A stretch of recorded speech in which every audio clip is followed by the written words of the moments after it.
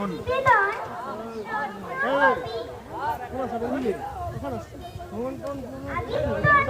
লেখা মিথ্যাবাদী মা। এতটা দিন পেরিয়ে আজও মায়ের জন্য কাঁদি, কারণ আমার মা যে ছিল ভীষণ মিথ্যাবাদী।